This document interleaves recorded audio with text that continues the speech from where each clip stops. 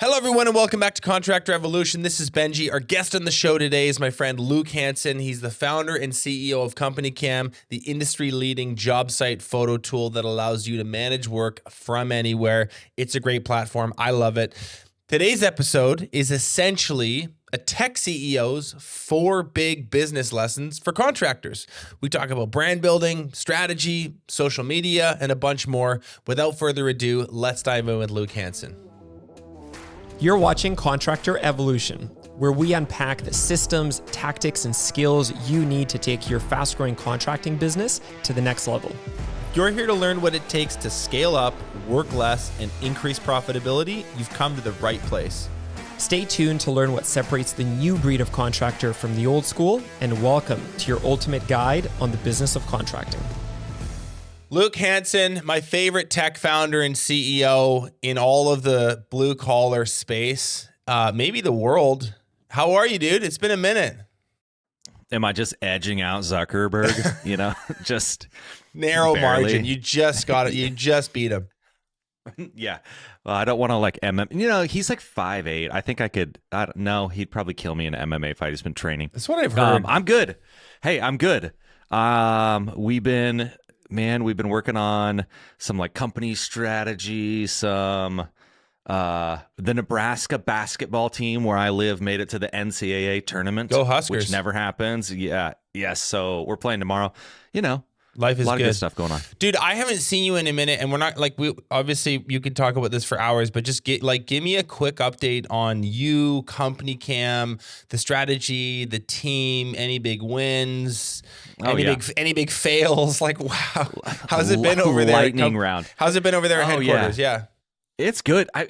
It's great. Like things are going really well. Personally, my wife is happy and healthy, overwhelmingly happy. My kids, though often on sick, they're doing great. I'm building a house. This is all personal. Building a house, which is sort of enjoyable, but also frustrating. I'm working with a lot of contractors. Some of them use Company Cam, which is fun. Business-wise, we hired a CPTO, so Chief Product and Technology Officer. Name's Dave. Dude is just, I don't know, one of those people you bring him in. He's just awesome. And so I feel like our tech and our product, like I just see it continuing to get so much better, which is exciting. We had our best month ever last month. We're doing I don't want to say a whole company, but kind of a big strategic planning thing right now. So I ducked out of there to come over here and hang out. And yeah, I don't know. It's just, it's good. And we're working on cool stuff that I'm really excited about. Any interesting features or updates you can talk about? Ooh, yeah. Here's my big thing right now is that, we're about capturing information on site, mostly Company Cam. It's photos, videos. With the new AI stuff, you see there's a lot of gimmicky things going on. But one thing that I don't think is gimmicky at all is now the ability to capture information with your voice, to speak it, to have it be transcribed essentially perfectly, and then to have that be able to be understood and kind of put where it needs to go. And so we're really, with Company Cam, we're exploring how do we allow you to just take pictures and talk to your phone and capture everything on site that you need to capture. So that's where our head's at. We're going to be iterating. We just released kind of a beta of that, but like to me, I've wanted that forever, and it's just super fun to finally get something out. So instead of like snap a picture and then basically hold the phone close and type out the instructions on some really technical detail about the flashing, it's just snap, talk, submit? Yeah. I mean, here's the beauty. You can walk around, take pictures. You just take a picture, then you talk to your phone. We're going to transcribe that. So we have what you said. It's connected to the photo. But then let's say you take 50 photos. We can build you this beautiful document that like it's kind of automatically organized itself with AI so that it bundles the right things together, and it just creates this notes for you from what you did that you didn't have to write. Yeah. That it kind of feels like magic when you get something, then you're like, oh, it just made that for me based on what I was doing, and I didn't have to tell it that it should put all the vents together and it should do this kind of stuff. That's sick. That is not gimmicky. Yeah, I don't know. Yeah, I'm into that. There's a lot that is gimmicky. That is very cool. So look, today we're going to go through kind of 4 business lessons for contractors from a tech CEO. Like I always love this kind of like industry blending where it's like, hey, what does somebody in this vertical, in this space, solving these problems, what can they teach this other type of business owner? And the answer is always a ton, because when you're thinking in terms of first principles of leadership and strategy and growth, I think that's where the real nuggets are. So we're going to get into 4 really cool lessons from Luke. Before we do, we got to talk about wardrobe. Obviously this fit is fire today. If you're watching on YouTube, you're welcome. If you're just listening in your truck, go check out the YouTube later. The drip is just off the chain. So this is from Alan McLean, Big Sky Landscaping. I actually I think I sold Alan originally, like, I don't know, a long time ago.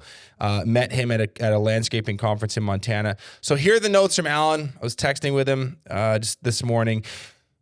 We specialize in landscape construction and maintenance. We also operate a retail garden center during the summer months. Joined BTA in the fall of 2019. Been a member for a little over 4 years. Dan Stav is his coach. He lives in the resort community of Big Sky, Montana. A lot of good skiing there. And that is where we operate the business. So, Luke, I always ask members for a challenge and a win in their business. And maybe you have some thoughts for Alan. A big challenge we are trying to solve this year is reaching our production hour goals.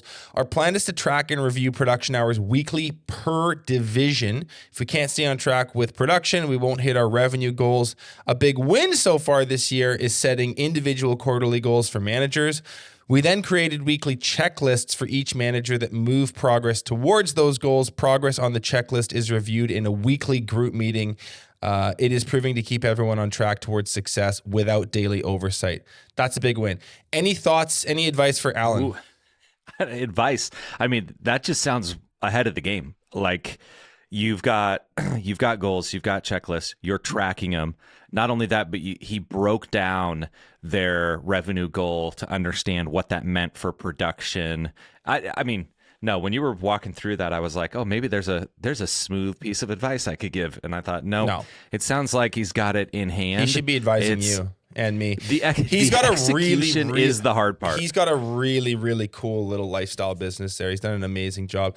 Thank you for the shirt, the bandana, Alan. If you are listening and you want to work with over 600 contractors like Alan, check out Breakthrough Academy. We systemize contracting businesses for growth. We're really good at it. There'll be a link up here on the screen or maybe in the description below. Click on that. See if this is a fit for you.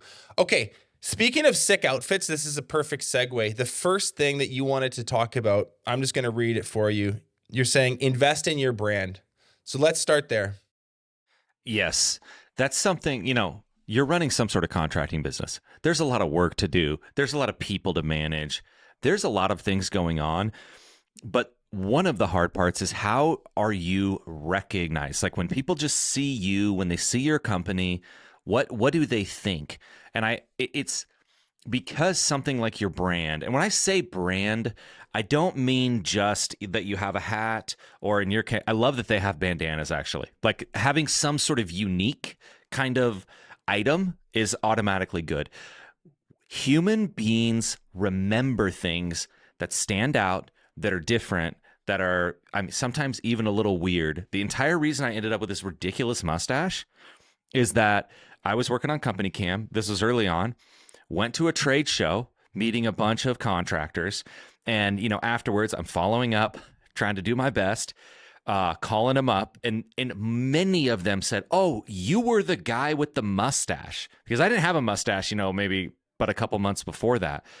And that it stuck with me. I thought that their ability to remember me really matters because we have limited amount of space in our head.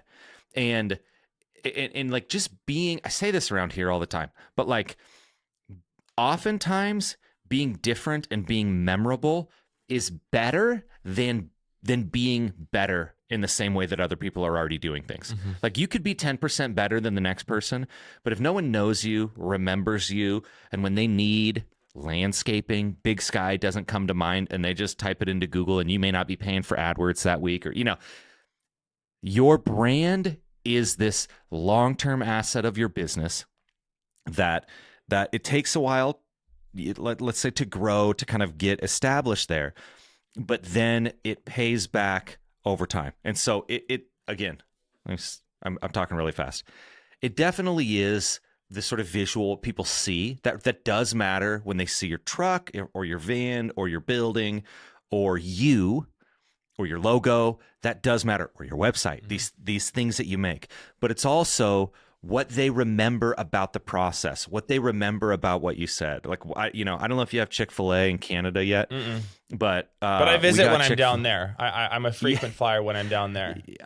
When we got it, like, we didn't have it growing up, so I didn't even know what it was. I'd see the commercials from time to time, but I remember when they were coming in to like build one in our town in Nebraska, like a decade ago. People were going nuts. Absolutely nuts. And I realized once I ate there why is that they have this crystal clear brand identity and culture, and it rolls into one thing, and they say weird stuff like "it's my pleasure," and like, but it's memorable. It sticks with you. It's not the same experience that you get everywhere. And I will die on this hill of saying these are regular chicken sandwiches. They're not that special. I mean, they're fine. They're good. But it is the experience and the memory that they create in you that is what brings you back. So all of that is part of this brand, and what I think of is, in a sense, you want to occupy a space in someone's brain that is unique to you. It's not a cluster of 10 things. It's you. It's your company, and you're in that one little spot. And how do you do that? I don't know that I have all the secrets there, but it's worth investing in, and it's worth starting that early on, because it will pay over time. Yeah. So I want to zoom in on a word there. You said early on. Like, would you make the case that this is on your journey from like brand new baby business with a couple of helpers all the way up to, should you make it this far, some enterprise level thing? Is there a case to be made for a really significant investment in brand happening in the early chapters of that? I wouldn't go deep into debt or something on brand, but that's one thing that we did at Company Cam. We were sending out hats. We were doing things that it's something they always say in startups or in tech, like, do things that don't scale. Things that, you may not be able to do this thing when you've got 1,000 people at your company or something, but that doesn't matter. You should start doing it now. And I think your brand and working on that early, I think it's important, but I wouldn't put it ahead of like the blocking and tackling of a lot of the rest of your business. But the quicker you can have that identity, and I don't want to add too many things here, but I'm going to add one more, is that as you're thinking about your brand, who are we? How are we different? How do we stand out? Like who is our customer that we're solving a very clear problem for a very specific person? When you think about that can help guide you to not just follow the path that everyone else has already laid down. And there is a good reason to not reinvent the wheel and to learn from best practices. But at some point, you have to be different than the next person, and that is where your brand comes in. And I think, to say a lot of words, starting it early is very sensible. Yeah. Okay. So here's an interesting question for you. Like, you are obviously let's say a brand forward founder. You work with a lot of very interesting and intelligent brand people. I'm sure you've spent hundreds of thousands of dollars, maybe millions over the years on brand. You also are plugged into this space. So whether you're tooling around a trade show, working with some of your users, you're on the job site of the home build that's happening for you. What do you see in your mind mistakes that contractors make surrounding brand? Are there any real sort of facepalm moments for you? Yeah, there's so much of what I see is that people want to sort of be very safe and generic when that is the opposite of being of being memorable and unique. And I get it. Like, everyone's personality isn't like mine. You're not going to have a ridiculous mustache. Well, okay, maybe Benji does, and he's one up in me with a headband size as we on this speak. podcast, but we've got a lot of density. We've got mustache density today. Mustache saturation. It doesn't as much have to be your personality, or that that you're trying to make a big show of yourself or even of your company, but that by trying to be as sort of safe isn't quite right, trying to be as generic as possible, trying to appeal to absolutely everyone. When you do that, you actually appeal to sort of fewer people because you become not remembered, by anyone. And now I don't want to say things that I am going to do it, man. I'm going to throw them under the bus. Like, we actually literally do, because I said this at the trade show and I checked. We have over 1,000 contracting companies with the name Elite in their name in our database that have only signed up for a trial. We don't have that many paying companies. Elite, Precision, and Premium. Those are the three. Elite, Roof. Yeah. You see this. And look, tons of these companies are very successful. I'm not super down on any. I don't want to be really negative here, but like, if you can step outside of that, if you think of some of these big companies like Amazon, Google, like, these are bizarre words that we never even heard of. That is the type of thing that you hear it a few times and it just sticks differently, versus I could try to call Elite Roofing around here and I might call 3 different people and literally might call the wrong company because there are so many of those.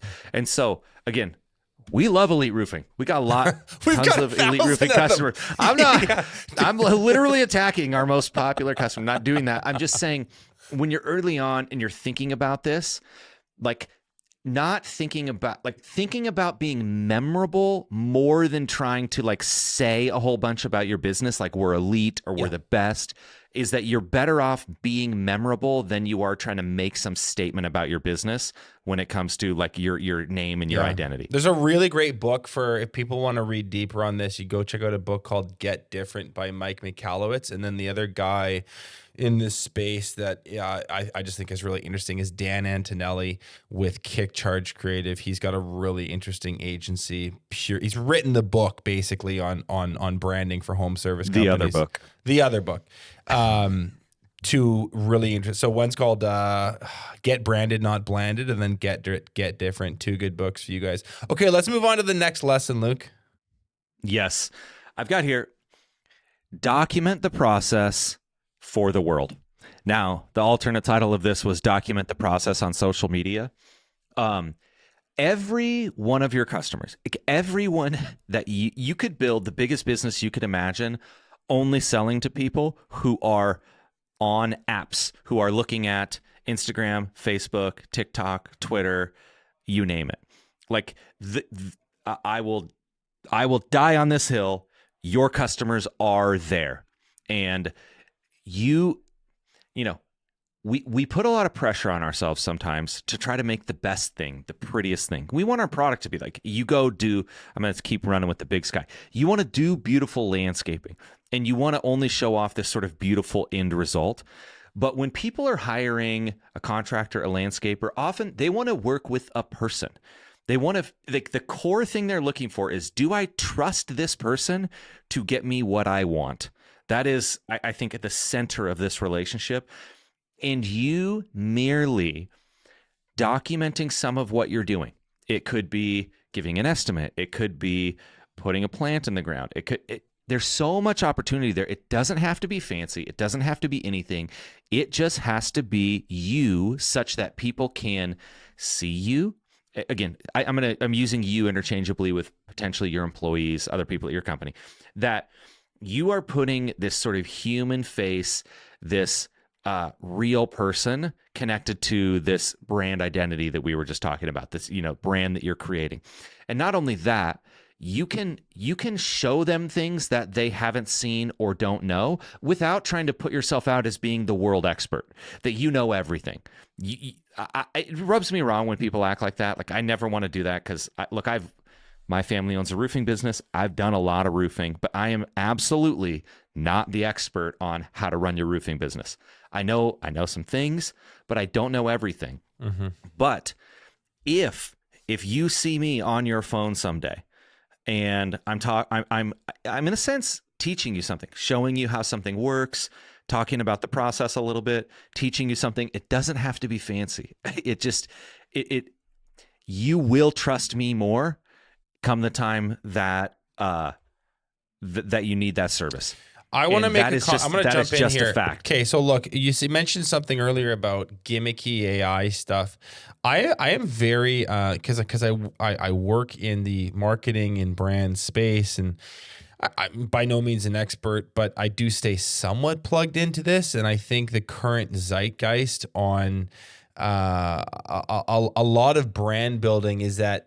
Well, there's certainly a school of thought that thinks a lot of the copy, a lot of the imagery, a lot of the photo, and very soon video is going to become so AI driven quite soon that it's going to basically nauseate the audience or almost I personally think that humans are smarter and care about consuming human-made stuff more than like the tech futurists seem to think. That's my personal take. And so I think that very, very soon there's going to be a new value and scarcity put on human-driven products and services. And you as Big Sky has, I don't know, did he say 30, 40 employees at peak season? Those are all people with stories. I mean, and I've said this in other podcasts, but like your business is so content friendly. It's so video friendly. Like get the phone out and film the guy in the Bobcat doing the tricks with the, you see people in these huge, like you see dirt works guys or like earth movers doing tricks with like their backhoe. Like that's a sick clip for your socials. You see another guy do like a trick with the drill bit. Like there's so much stuff there and we just kind of walk past it and get back to work. So anyway, that was a quick tangent. Yeah.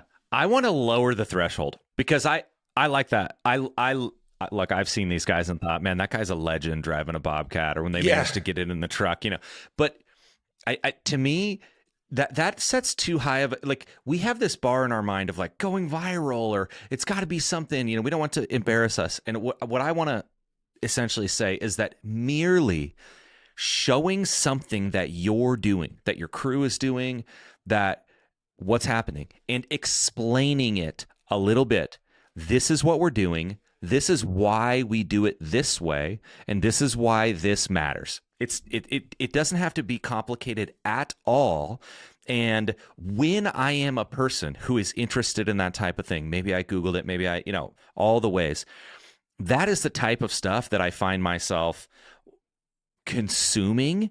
And you just have this opportunity to build trust with a very low threshold. And if you can get something, really funny, really cool, I love that. And I'm so for that. It also celebritizes the team a little bit. It also I think you maybe people sleep on the fact that your new painter or your landscape technician who's like the low guy on the totem pole, when they get a chance to like show a cool trick or a cool part of a process or something that they're building and you can name drop them and it's them in the video, that's a little human moment for that person. Those are these intangibles about a job that makes your employer brand a little bit more appealing of a value proposition in the first place. So it helps. It's not just for the brand in terms of marketing and lead gen. There's a whole other side to this too. Yes, I love that. Like that, if you got 40 employees, then yeah, you might be the leader of the company, but you're not the whole company. And people love to be appreciated. This is a bit of a side tangent, but I went to college twice because I dropped out. And I didn't learn very much, but I remember the one thing I learned was about motivation. And I specifically remember my professor talking about handing that money motivates to a certain point. Now, when it's variable, if it's like a sales commission, that there's edges to this, but that merely verbally and vocally appreciating the work that someone does, like handing them their paycheck at the end of the week, that was actually a big thing at the time in this class 20 years ago when I was in college. Hand them their paycheck and say, thanks for the great work you did this week. maybe on this job or whatever. And then if you have any feedback to offer them, would love to see you practice X or improve it. Like that mere act of handing someone their paycheck and appreciating the work that they're doing connected or was far more motivating than material sums of money or a lot of other things that we think we try to do to get people to, like work harder, care more. And I don't think this is the same as putting your people on social media, but I think this sort of principle applies that their feeling of contribution and even appreciation, it really matters. Mm-hmm. So that's a tangent. Can I go to number 3? Yeah. Or are you gonna? Well, I just really quick. This doesn't need to be a sales pitch for Company Cam, but there is kind of a natural little moment here to share. One feature that I do really like about you guys that I don't think it was originally built for is photo storage for social media. I mean, this is originally built for, job site communication, but if you're running an Instagram channel, you never have pictures, get Company Cam. You might actually have some all of a sudden. When I was jumping into this podcast, I was just glanced at my email and I had an email from a customer of how do I get my before and after videos straight into Instagram? Yeah. Or not before and after, the walkthrough videos. He does the walkthrough where you can it records you and you record the world, and he talks about his work and he posts them on Instagram and he's having a lot of success. But it really, we're here to store everything. But what I used to do, sorry, this is a little marketing hack, is when I was at the office, and this is right when we started Company Cam, let's kind of see the photos flow through and you would just sort of notice interesting things that you could potentially share. Right. And it's stuff that you didn't, it's not always something that you go out and get. Like, we're going to go get this piece of marketing or something like that. But that ability to pay attention and then maybe just tag it or something, it can be a nice place to sort of see what's coming in from everywhere and see if you have anything interesting or if there's any little story to be told about any of that. I couldn't agree more. Let's go to 3. Okay, number 3. It's number 4 on my list, but I'm audibling on the order. This is something I'm doing this week, or we're doing as a company, and it's sort of reminding me of the importance of it a little bit, which is to periodically step away and make a plan. It is a lot of people who aren't in this space at all, in contracting, have no idea how hard it is, not in the sense that doing landscaping is hard. There's plenty of hard work involved, but it's an almost constant experience. You're managing people, you're coordinating jobs, you're getting materials, you're trying to bid properly, you've got an office, you have a million things going on, and it can pull you in to where you're in all the time, and you never get enough distance. You don't ever step away far enough to kind of intentionally think, I'm going to say strategy. Instead of saying strategy, just say, what are the, in a sense, to-dos, the action items that we need to do to get to this next level that we want to get to? Where do we want to be? Where do we think we could be reasonably in 3 months, 6 months, 12 months? And what are the priorities to get there that aren't solve this problem today, get this job schedule for tomorrow? And if they're with Breakthrough Academy already, I know that they're ahead of the game on this, because this is a big part of stepping back, making a plan, implementing the system. But I think it's more encouragement than anything else, which is that you just have to step away intentionally and take the time to think about this, and not while you're on vacation or, look, you can think on vacation, don't get me wrong. But you want to, at least for me, I'm trying to be present with my family when I'm with my family, be present at work when I'm at work. A lot of this stuff's easier said than done when you're in the middle of it or your phone's ringing. But schedule it quarterly. I like quarterly. Every 3 months. There's a day where you step back, and maybe some of your top people, and you just say, where could we be if we tried really hard to be there in 3 months, 6 months, 12 months, 2 years? And what are the steps to get there that as we see them right now? You talk about getting sucked in, Luke. Like, can you talk about what that looks like? Is that the exact same when you're building software? I mean, you gave the contractor analogy, and it's a very visual, visceral experience that we've all had, and certainly our listeners have had and are connecting with. Maybe they're feeling that way literally today as they're listening to this. But like, is it not the exact same in your world?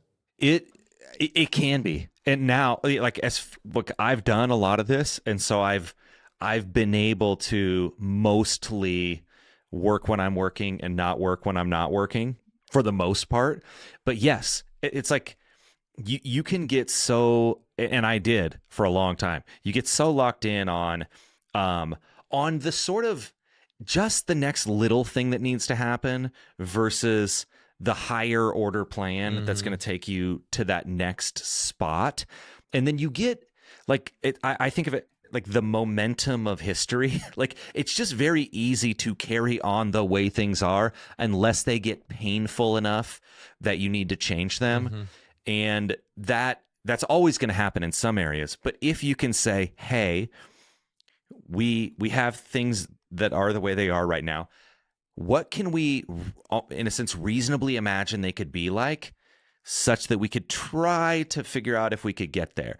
And so yeah, I'd say it's anytime you're responsible for a thing, there's always something to do, something to go wrong, someone to, to try to hire, to fire. There's always something in the business, and I work on the business versus in the business. That's pretty cliche, but it is. It's cliche because it is true. And if you don't decide to do it intentionally, very intentionally, then you won't, because it's always something going on. There's just always something else. Luke, you guys have built, a proprietary product. You have, I don't know how many thousands of users. You've got, more recently investors and working like, there's I'm wondering if you can share any strategy or like visioning hacks or like things that you've learned over the last few years that has been super helpful for you, that might also be helpful for a roofer, a painter, a builder, a landscaper. Gosh, hacks. When it comes to let's say your vision for the future, it's really it's hard to let things go. And when you think about the future, a lot of what I imagine is the things I'll have to either kind of like let go, or the uncertainties of what if this was different. And I guess my advice will just be that it's the version of setting aside the time. To me, that's the only hack that at least I know of. Well, let me say this, and reading and thinking, and not just in your kind of like area. Like, you want to, again, there's best practices. You're going to Breakthrough Academy. They're going to give you systems. They're going to give you practices. They're going to take a lot of the, I mean, I don't know what the phrase is in hockey or whatever, but we are always saying blocking and tackling. It's the standard stuff. You've got to get this stuff right. You don't need to reinvent the wheel with this stuff. And you just want to do it a version of the way everyone else does it with some tweaks, so that you get that stuff out of the way. Then it's your own stuff. It's your brand. It's your strategy. It's what are the unique opportunities that you can see. And I find I learn a lot and get a lot of ideas from things that aren't really like us. Like, I just gave a big speech to our company about how TikTok became popular. Like, what were the mechanics of how they went to market, got their videos posted on Instagram, got people back to TikTok, and created like a feed on TikTok when they didn't have the ability to do it based on like who you're following and all this stuff, because you're following no one, because it's brand new. And look, we're not a social media network, but and again, it's an app, so it's a little closer to what we're doing, but we can learn from things that they did and get kind of ideas about what's possible in the future if you're kind of like out there exploring, and not, I don't want to say just the business books that tell you how to do management. Like that, it's so important to do that stuff, but even just ideas of how other strategies played out and what people were trying to do versus what happened. And that I learn a lot from that stuff and it helps me, but none of that really comes down to it unless I do set aside that time to just hash it out. It's an interesting point. I totally hear what you're saying. I think hey, there's a time and a place for, okay, when you ask people, what are your favorite books? It's always the same 10. And this is a totally hot take. 8 out of 10 of them aren't that good. When people say how to win friends and influence people, it's this is an 80-year-old book. It's not, it's great. Okay, it's great. But that's just, you don't read that much if that's really at the top of your list, honestly.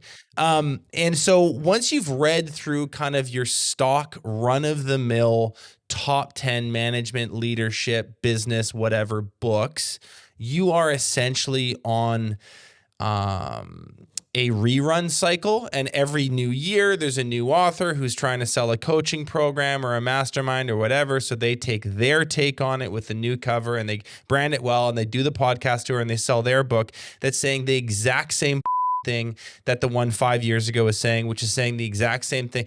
It's all the same. So what you're saying, and I agree with, is broaden your horizons a little bit. I mean, I just watched the Napoleon movie. I learned a ton about business from Napoleon. Go and read some Eastern philosophy. You're going to learn a whole bunch about business from there. Once you get the blocking and tackling done, how to run a one-on-one, how to be a half-decent leader, how to install a sales system, which all that stuff is readily available. I'm a big fan of kind of getting weird in your reading, your listening, your watching choices, because I think that there's truly deep insight there. Yes. No, I'm completely with that. I think I've learned more about building software from being interested in Elon Musk building rockets. Yeah, right. Because a lot of it transfers over. And that this is the last piece here, is there is an element of following your interest and then complementing yourself. Yeah. Which is, my interest is not kind of process, accounting, balance sheet. I need to know that stuff and understand it at a basic level, but my interest is more over here in the kind of creative in this, side. And I'm probably going to run my head against the wall and lose every time on process, accounting, kind of the blocking and tackling, if I try to just become the best there versus that elevating people, delegating and giving other people the opportunity to have that ownership, that responsibility. And so there's an element of kind of your lane, where you are interested in things is a great place to spend time. I think discover the innovation and then let other people who are interested in other things and then bring that together. I tend to agree. My last point on this whole step away and strategy piece that Luke is talking about is, so for those of you listening, it either came out last week or the week before, it will come out very soon. I haven't decided as I'm recording this what's going to come out in what sequence, but I just finished a podcast with Cameron Harold on a book called Vivid Vision. It's his book, and he's basically the guy who invented the painted picture exercise. And just very, very briefly, you can't imagine how powerful it is to go away, write 4 to 5 pages in the present tense about your dream state business, how it feels, what it looks like, size, systems, markets, etc. Just go and do that and put it on the shelf and read it a couple times a year. He goes through the whole exercise. Super, super great book. And that was a great podcast. So if you want to say the name one more time, because that sounds exciting Harold, to me. Yeah, is the guy. He's the COO of 1-800-GOT-JUNK, and he's written a whole bunch of books. Anyway, let's move on to lesson number 4, Luke. Number 4. This is where I go back on what I just said. Number 4 is commit to a system and enforce it. You need to be unique. You need to have a unique brand. You need to know what you're about. You need to try to document your process on social media and get out there. You need to have a strategy that differentiates you from other companies. But if you don't commit to some of these daily processes, to a way of doing things that is across your company, then every decision becomes a new decision all the time, and no one is empowered to make decisions at your company, to act, because they don't know, in a sense, like what to do, what's next. And that, like, this one is sort of for me, because I don't want to commit to a system. Right. Like, I want to like see everything that comes in, think about it as like a brand new thing. How could we do this different, interesting? What are the core principles or whatever? And I can waste a lot of time and a lot of energy trying to innovate around something or do something different, or just like, you name it, when all I need to do is to follow the process that someone established, and usually it's someone else here, and we're good to go. I don't need to innovate in every little part of my business. And again, I know there's an element of preaching to the choir here, and I think your audience probably has this a little better than most. Better, but not perfect. No, it's hard, and like, you do want to tweak the system, but you want to give it a chance. Like, I knew when I was working for my dad at our family roofing business, when I left, we probably had, I don't know, 60 people. Like, and it was decent sized, but not massive. But the idea of changing almost anything was pretty overwhelming, because you kind of, you get things figured out.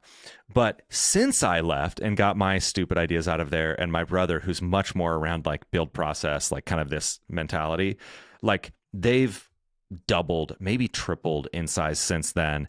And they've, I do still kind of participate in some of that, like, ideating, but just that they have these clear systems, they have this clear process, they know how to hold people accountable, they're doing the smart thing. It just works. And then you do have to be willing to enforce it.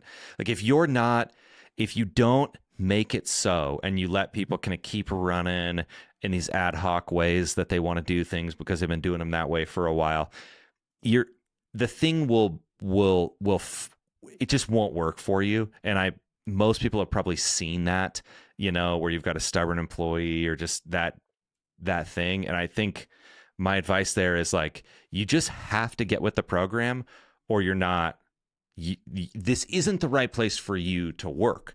Like, there may be another place that you fit in perfectly where your ideas are going to reign, but here we have to get with the program. We have to follow the system that we're deciding on, and then we can work together as a team. Yeah, and commit to a system and enforce it. Like, in the business of most of our listeners, there's 10 to 20 core systems. There's a system for how they sell. There's like a multi-touch point, estimate or sales process. There's a system for how they market. There'd be a few different lead channels. There's a system for production. There's a system for how they do their books.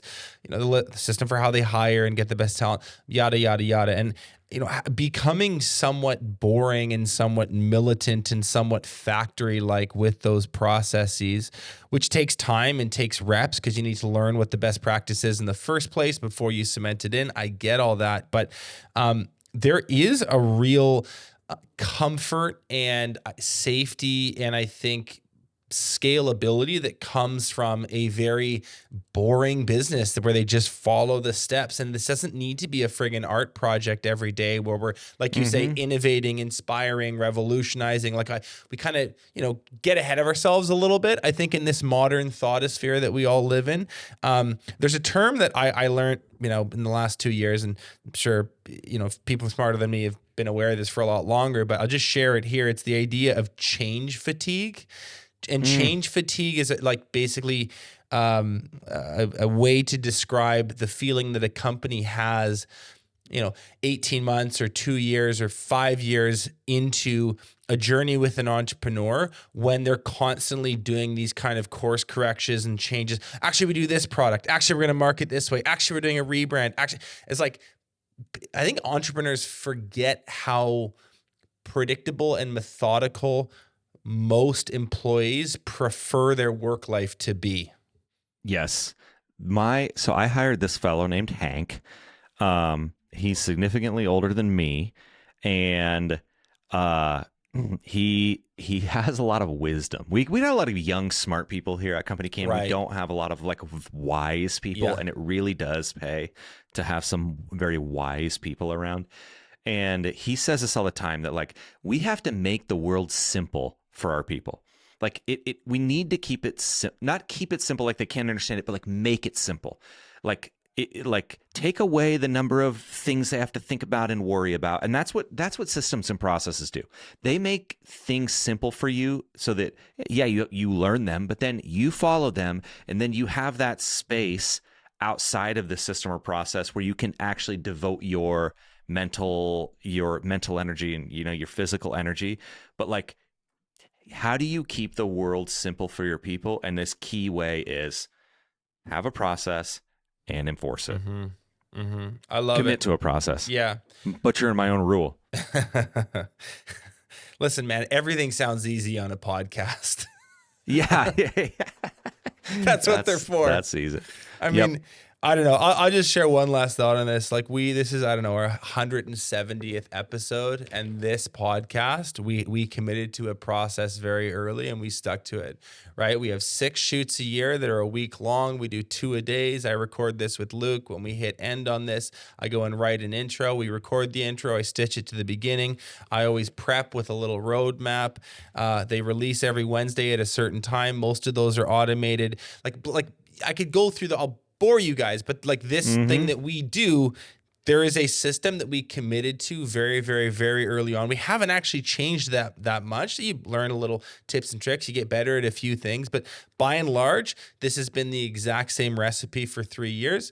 And we do like 50,000 downloads a month all of a sudden. Just like it kind of starts to happen like over time. Oh, okay, this is actually becoming a thing. And I think that there's a universal truth to that applies to a painting business, a tech business, a restaurant, a law firm, a daycare, whatever. Committing to the system allows you to then spend your energy thinking about the actual podcast, not how are we going to schedule it? How are we going to, you know, you've got that. There's a process for that. So you get to think about, what are we going to talk about? What sweatshirt am I going to wear? You know, the important stuff. How am I going to tie the bandana? Okay, look, we are all out of time, Luke, but can you, is there anything that we can leave behind for listeners who are not, is there a free trial, a little demo? Have you got a link or something that we can drop? You know, we have a deal. Yes, we'll put a deal out there. We'll put it at companycam.com. Do you want it Contractor Evolution? Do you want it? Can you do /CE? Yeah, I'll do companycam.com/CE. And I believe the deal is, if you want to try Company Cam, if you haven't used it, we do a free trial, but then you get 50% off your first 2 months if you want to stick around. And so, hey, we'd love you to come try it. That's the most we could ask. But yeah, companycam.com/CE, and it will be there. Okay. Benji, you're the man. You're the man. I'll let you get back to your strategy. I'd love to do another visit sometime again in Nebraska whenever I get a chance. And listen, go Huskers. Go Huskers. Down with that Texas A&M Aggies. Catch you later, bro. See you later, man. Thanks so much for watching this episode of Contractor Evolution. If you've already subscribed to our channel, consider sharing this episode with another contractor who you think needs to hear it.